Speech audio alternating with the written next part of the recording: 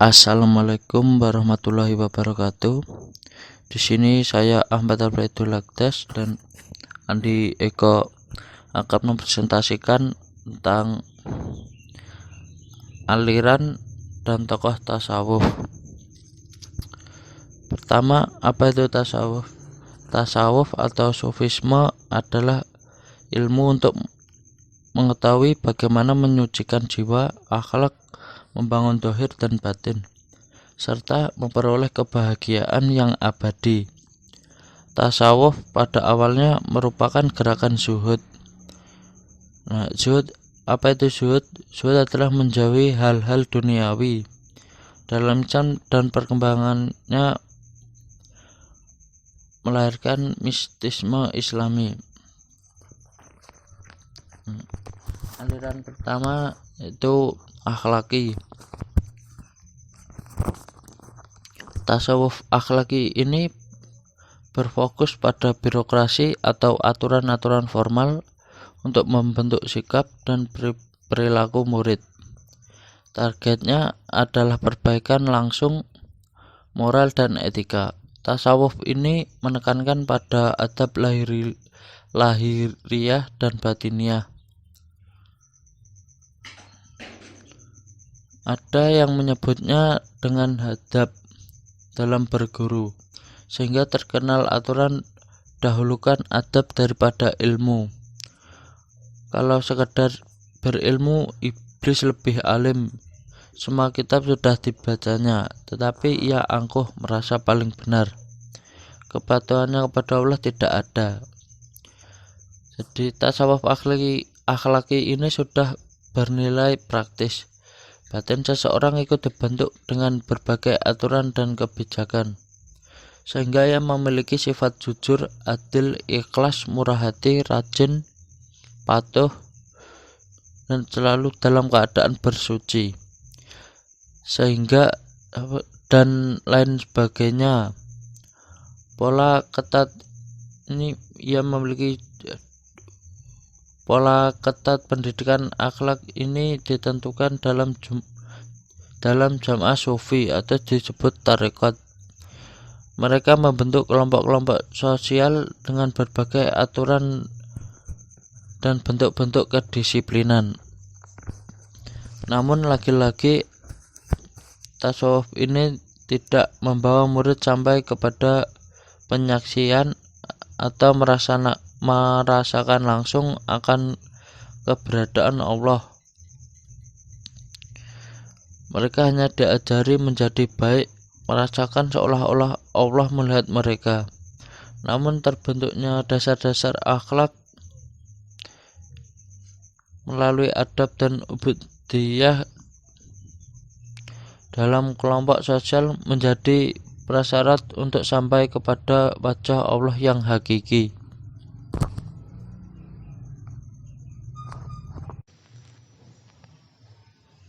Lalu untuk tokoh-tokohnya dari tasawuf akhlaki, yaitu yang pertama ada Hasan al-Basri. Hasan al-Basri adalah seorang sufi angkatan tabi'in, seorang yang sangat takwa, warok dan zahid. Nama lengkapnya adalah Abu Sa'id al-Hasan ibnu Abi al-Hasan, lahir di Madinah pada tahun 21 Hijriah, tetapi dibesarkan di Wadi Al-Qura dan wafat di Basrah tahun 110 Hijriah. Dasar pendiriannya yang paling utama adalah zuhud terhadap kehidupan duniawi, sehingga beliau menolak segala kesenangan duniawi.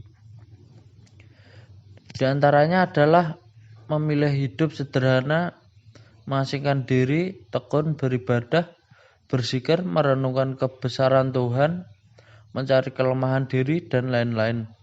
Prinsip keduanya adalah khauf dan roja, dengan pengertian rasa takut kepada siksaan Allah, dosa, dan melalaikan perintahnya.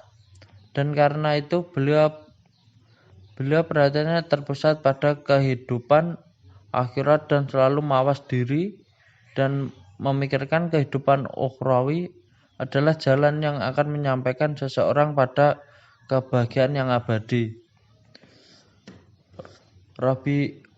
Yang kedua ada Rabi'ah al-Adwiyah. Rabi'ah binti Ismail al-Adwiyah al-Basriyah juga dikenal dengan nama Rabi'ah Basri, adalah seorang sufi wanita yang dikenal karena kesuciannya dan ketaatannya kepada Allah Subhanahu wa taala.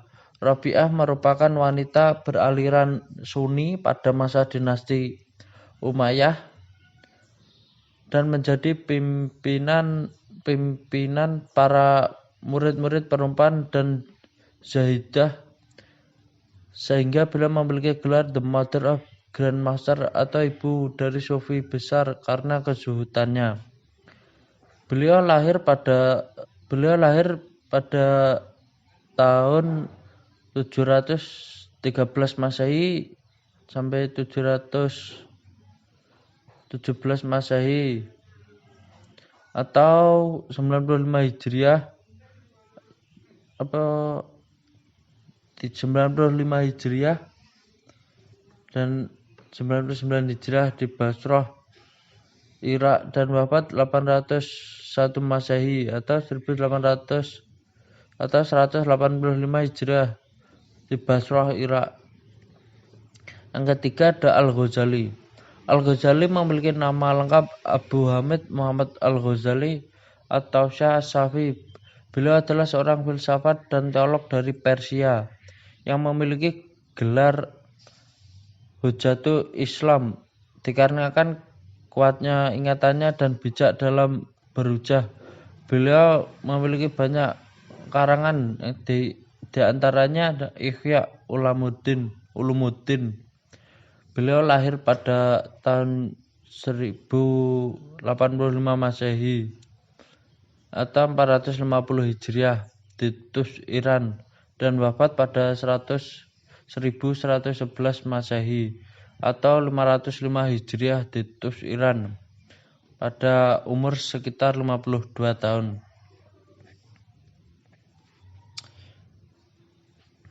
Selanjutnya ada aliran dari tasawuf falsafi. Tasawuf falsafi, jenis tasawuf ini yang sifatnya teoritis, mirip dengan filsafat tauhid atau yang disebut juga kalam atau teologi.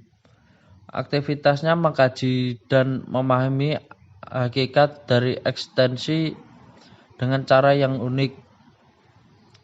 Jika filsafat teologi berusaha memahami Tuhan secara rasional, tasawuf falsafi mencoba menemukan bahasa akal untuk menjelaskan berbagai pengalaman mistis, sehingga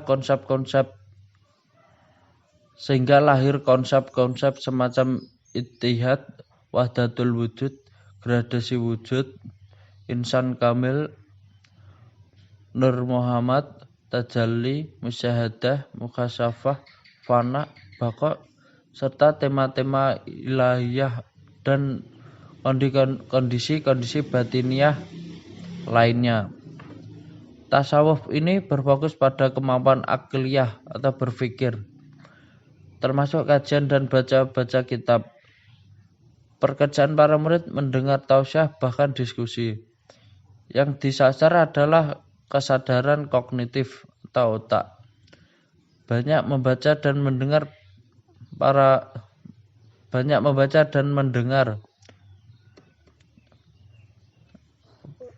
diharapkan dengan banyak membaca dan mendengar para murid memahami ruang lingkup tasawuf. Untuk tokoh-tokohnya, yang pertama ada Ibnu Arabi. Ibnu Arabi memiliki nama lengkap Muhyiddin Abu Abdullah Muhammad Ibnu Ali Ibnu Muhammad bin Arabi Al-Hatimi. Lahir pada 14 Agustus 1165 Masehi dan wafat pada tanggal 16 November 1240 Masehi.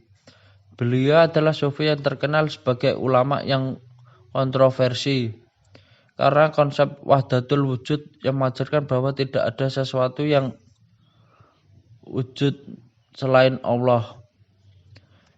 Lalu yang kedua ada Al-Jili. Jili memiliki nama lengkap Abdullah Karim bin Ibrahim Al-Jili.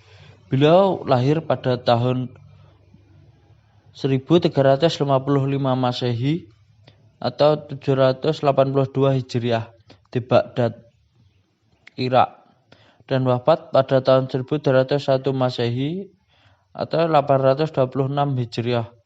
Al-Jili sangat populer dengan konsep dan ajaran beliau tentang Al-Ihsan Al-Kamil atau bisa disebut manusia sempurna. Yang ketiga ada Ibnu Sabain.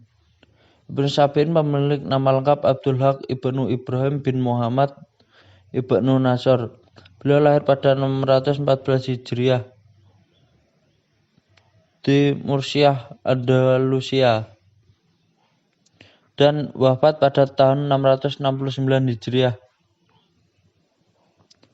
Beliau adalah seorang penggagas sebuah paham Wahdatul Al-Mutalaqah.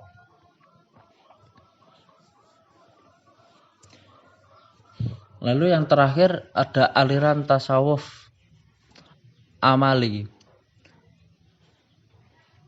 Tasawuf amali adalah tasawuf yang membahas tentang bagaimana cara mendekatkan diri kepada Allah. Tasawuf amali merupakan kelanjutan dari tasawuf akhlaki.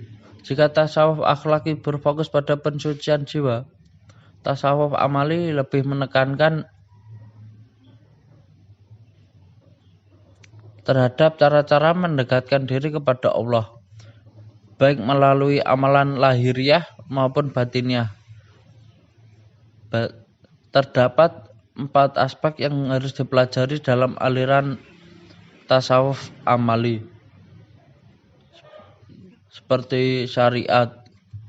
Atau secara umum syariat merupakan hukum segala ketentuan yang ditetapkan Allah Subhanahu wa taala yang mengatur kehidupan umatnya, mulai dari urusan hubungan antara manusia dengan Tuhan, manusia dengan manusia. Yang kedua yang harus dipelajari dalam aliran tasawuf amali yaitu thariqat. Thariqat berarti metode atau jalan yang secara konseptual terkait dengan hakikah atau hakikat atau disebut juga kebenaran sejati. Dalam aliran tasawuf atau sufisme, harikat digambarkan sebagai jalan yang berpangkal pada syariat, sebab syariat adalah pangkal dari suatu ibadah. Lalu lanjutnya ada hakikat. Hakikat secara etimologi berasal dari kata al-haq yang berarti kebenaran. Secara garis besar, hakikat merupakan ilmu yang digunakan untuk mencari suatu kebenaran sejati mengenai Tuhan. Hakikat tidak bisa dilepaskan dari syariat dan thariqat. Yang keempat, aspek yang harus dipelajari dalam aliran tasawuf amali yaitu makrifat. Ditinjau dari segi bahasa, makrifat berasal dari kata arafa yurifu, irfan. Menurut Imam Al-Ghazali, makrifah adalah mengenal rahasia-rahasia Allah dan aturan-aturannya yang melingkupi seluruh yang ada. Seorang yang sudah sampai pada tahap makrifah, maka ia berada sangat dekat dengan Tuhannya, seakan tidak tabir penghalang. Untuk tokoh-tokohnya tasawuf amali, yang pertama ada Abu Mansur Al-Hajj. Abu Mansur Al-Hajj memiliki nama lengkap Abu Abdullah Husain bin Mansur al-Hajj lahir di Fars, Iran pada tahun 858 Masehi dan meninggal pada tahun 1220 Masehi di Baghdad, Irak. Beliau terkenal dengan ucapannya, "Akulah kebenaran." Dengan ucapannya itu harus dieksekusi di tiang gantung. Para ulama sufi pada zaman itu terkejut dengan ucapannya itu karena Islam tidak menerima pandangan bahwa manusia tidak bersatu dengan Tuhan karena kebenaran atau disebut al-haq. Dengan pernyataannya tersebut sama saja ia menyatakan ketuhanannya sendiri. Yang kedua ada Abu Yazid al-Bustami. Abu Yazid al-Bustami memiliki nama lengkap Abu Yazid Tabsur Ibnu Isa Ibnu Surasan al-Bustami. Lahir pada 804 Masehi di Bistami, Persia, dan meninggal pada 875 Masehi juga di Bistami, Persia. Abu Yazid itu terkenal dengan ajarannya al-fana, al-baqa, dan ijtihad. Diyakini ajaran mengenai pemahaman meniadakan diri jasmani, yang mana kesadaran rohani merupakan hal yang kekal saat bersatu dengan Abu Yazid terkenal dengan perkataannya yang sulit dipahami oleh orang awam. Contohnya, "Tuhan, aku memintamu menjadi satu-satunya yang ada bagiku di antara hal yang lain yang hampa." Yang ketiga ada Zunnun al-Misri. Zunnun al-Misri memiliki nama lengkap Abu Faidah Sauban bin Ibrahim al-Misri. Beliau lahir di Akhimim di tepi sungai Nil dan daratan tinggi Mesir pada tahun 796 Masehi, 182 Hijriah, dan meninggal pada tahun 865 Masehi atau 246 Hijriah di Kairo, Mesir. Beliau adalah seorang sufi Persia yang memperkenalkan tentang khazanah Nur Muhammad atau disebut juga hakikat Muhammad. Abdul Faid Zulkan Junnun. Sebab dalam sebuah hakikat rakyat diceritakan ketika Zunnun al-Misri menumpang di kapal bersama seorang saudagar. Dalam perjalanannya permata yang dibawanya hilang. Kemudian ia menuduh Zunnus sebagai pencurinya. Karena hal tersebut Zunnus disisa dan disuruh mengembalikannya. Nah, hal tersebut kemudian ia berdoa kepada Allah, "Duhai Tuhanku, Engkaulah yang Maha Tahu." Seketika itu ikan nun bermunculan dengan membawa permata di mulutnya masing-masing.